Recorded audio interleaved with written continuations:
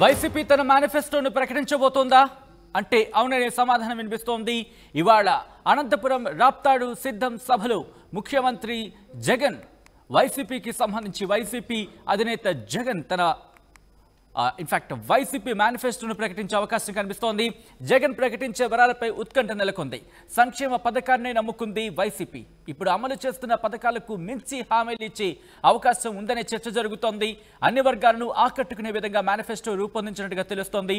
మహిళలు, రైతులు, యువతను ఆకట్టుకునే విధంగా హామీలు ఉండే అవకాశం ఉన్నట్టు తెలుస్తోంది.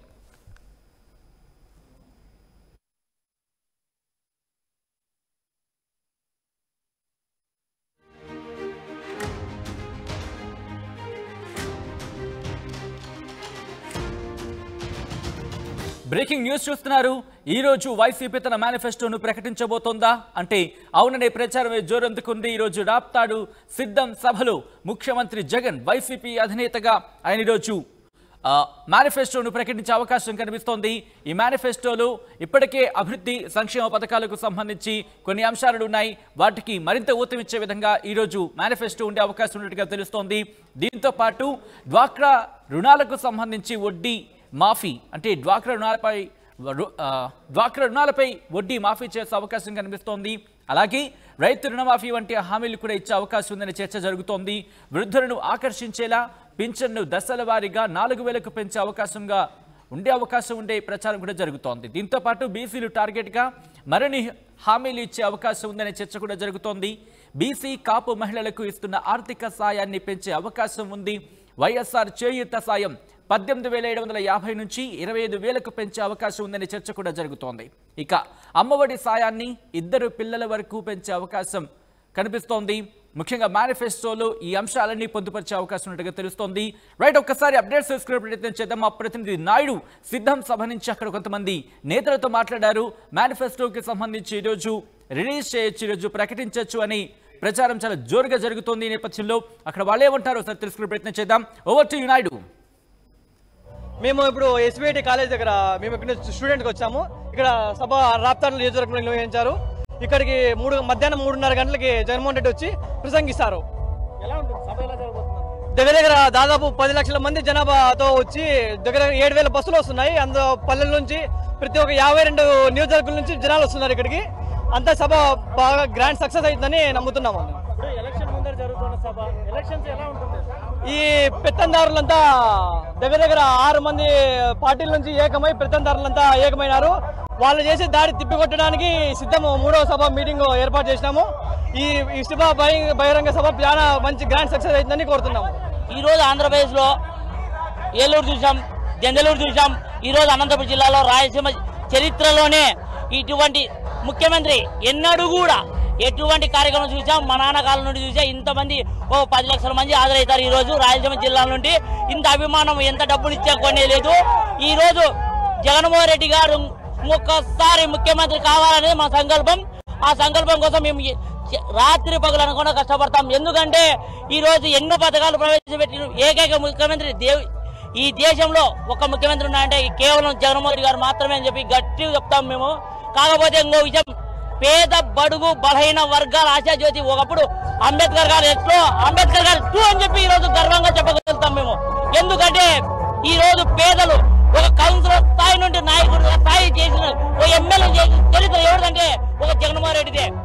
ఆ జగన్మోహన్ రెడ్డి ఈ రోజు ఈ విధంగా ఇంత సంక్షేమ పథకాలు కానివచ్చు, ఇంకా అభిమానులు కావచ్చు, ఏదో వైఎస్ఆర్ అనుకున్నాం, వైఎస్ఆర్ మించి ఎవరు లేరనుకున్నాం. కానీ వైఎస్ఆర్ మించిపోతాన్ని ఎప్పుడు కానీ అనుకోలేదు. కానీ పెద్ద ఆయన గుర్తుగా జగనన్న ఆదేశాలతో జగనన్న ఆ అడుగుజాడలో మీరు నడిచి మరోసారి రెండోసారి సీఎంగా చేసుకున్న ఆంధ్రప్రదేశ్ ని మరోసారి విజయపథంలో నడిపించి ఒక మా అనంతపురం జిల్లాలో కరువు జిల్లా అనే పేరుంది. ఆ కరువు జిల్లా అనే పేరు లేకుండా చేయాలని చెప్పి ఈ రోజు జగనన్న ఈ సభ పెట్టాడు. ఈ రోజు సిద్ధం సభతో ఇన్ని వేల మంది కదిలి వస్తున్నారంటే కానీ చరిత్రలో లేదు. కానీ ప్రతిపక్షాలు కూడా చెప్తున్నాం, మీరు డబ్బులు కాదు ఏమి ఇచ్చినా ఏది కొనంది ఏమంటే మా లాంటి అభిమానుల్ని ఈరోజు వైఎస్ఆర్సీపీతో ఉన్నారని చెప్పి మరోసారి ఈరోజు గట్టిగా చెప్తున్నాం. ఉమ్మడి చంద్రబాబు నాయుడికి ఇంకా బుద్ధి లేదు.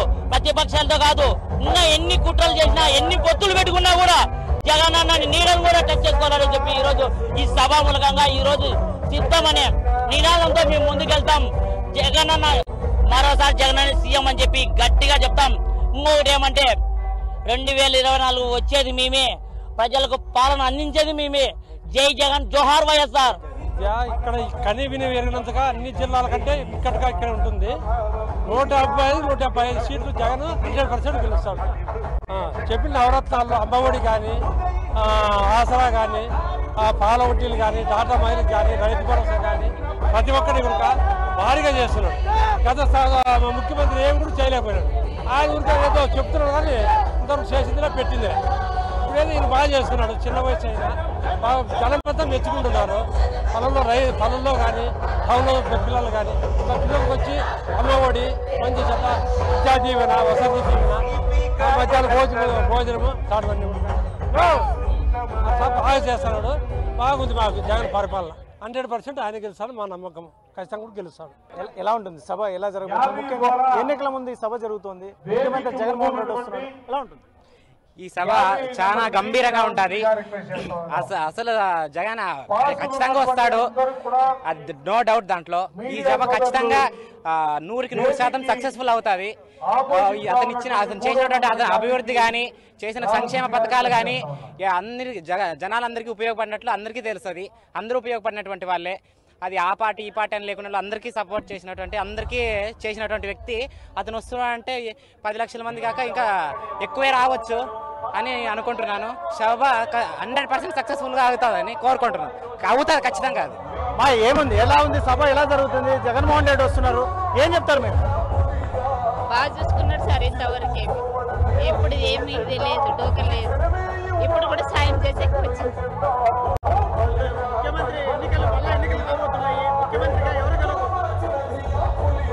జగన్ ఏమైనా సాయం చేసే వాడి వచ్చాడు. ఎలా ఉంటుంది సభ? సాక్షాత్ ముఖ్యమంత్రి జగన్మోహన్ రెడ్డి కూడా వస్తున్నటువంటి పరిస్థితి ఎలా ఉంటుంది సభ?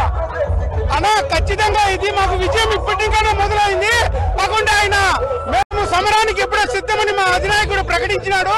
ఎందుకంటే మా జగన్, మా ముఖ్యమంత్రి మా రాష్ట్రంలో అభివృద్ధి చేయలేదంటూ ఒక పక్క విమర్శిస్తూనే ఆయన కౌరులాగా చుట్టూ అందరి పోగేసుకొని మా పైన దండయాత్రలాగా వస్తున్నాడు. కానీ ఇక్కడ ఉన్నది అభిమన్యుడు కాదు, అర్జునుడు అని మా ముఖ్యమంత్రి చెప్పాడు.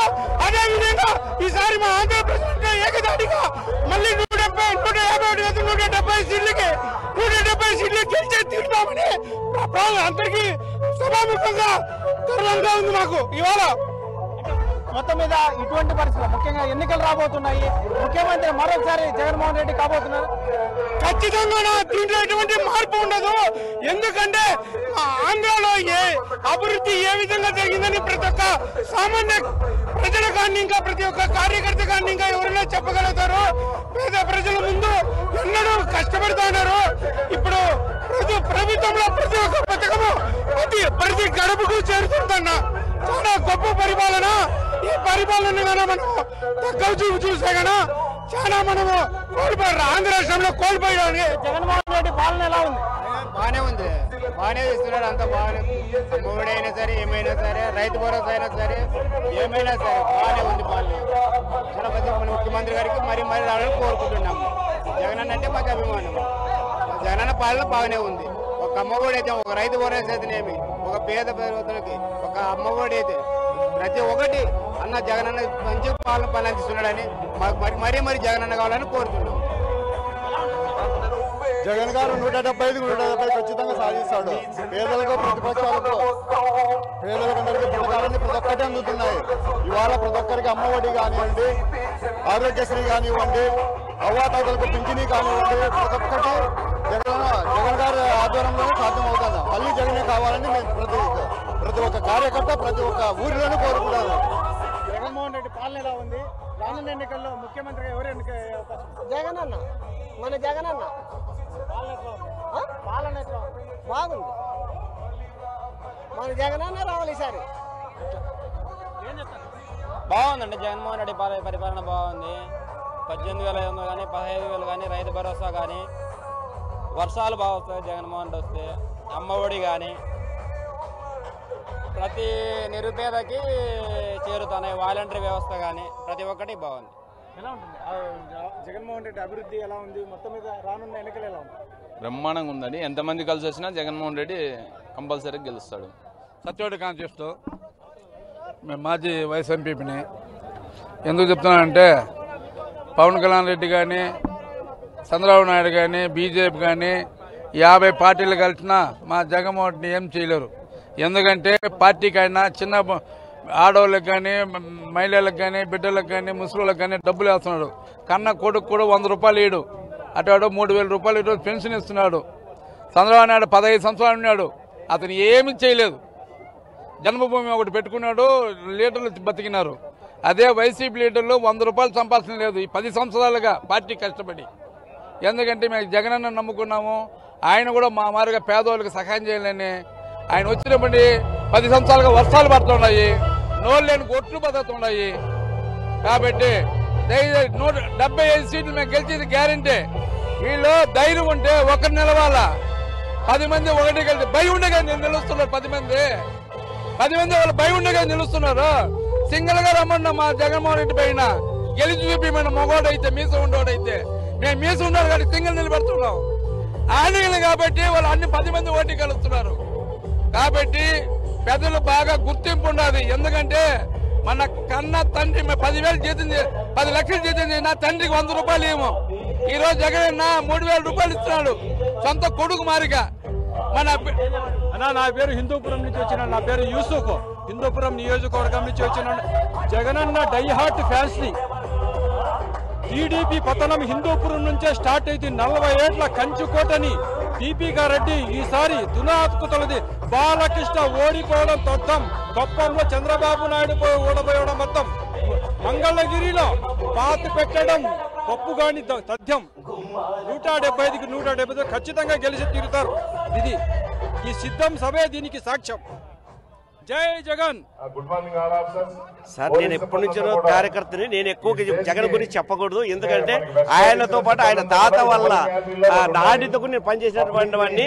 ఈ రోజు నాయకులు ఈ రోజు వదిలిపోవచ్చు, కార్యకర్తలు మాత్రం కంటిన్యూగా జగన్ కోసం, జగన్ అభివృద్ధి కోసం, జగన్ సీఎం కావాలని అందరి కోరిక ఉంది. అది ఖచ్చితంగా నెరవేరుతుంది. ఉదాహరణకు నేను 1928 నుంచి నేను ఆ పార్టీకి సంబంధించినటువంటి కార్యకర్త. రాజిరెడ్డి ఆశయాలు రాజశేఖర రెడ్డి గారిని కొనసాగిస్తారని నమ్మకంతో నేను చెప్తున్నాను సార్. యాక్చువల్గా నేను నా కాలం నేను మొక్కుండట్లుంటుంది, అందుకని నేను వీరాభిమాని అంతే. That's all sir.